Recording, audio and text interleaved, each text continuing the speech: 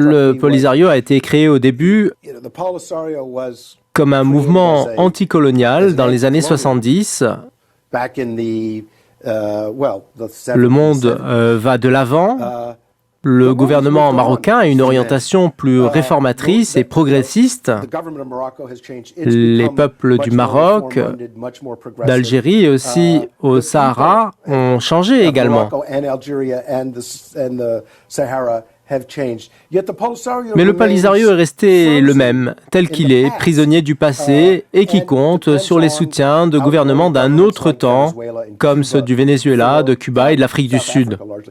Ce genre de rupture entre le Polisario, son idéologie et le reste du monde qui vit dans le XXIe siècle, alors que le Front vit encore dans le XXe siècle, et si on prend en considération le rôle des forces étrangères dans l'appui aux rebelles du Polisario comme Cuba, le Venezuela, l'Algérie et l'Afrique du Sud.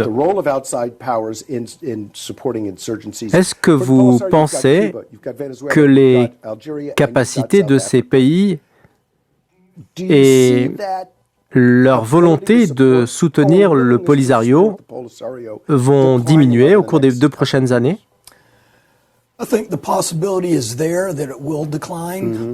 Je crois qu'il est probable qu'il recule. Si on observe dans toute la région du Maghreb, on se rend compte que le Maroc est un pays pivot. C'est l'axe central des pays de la région.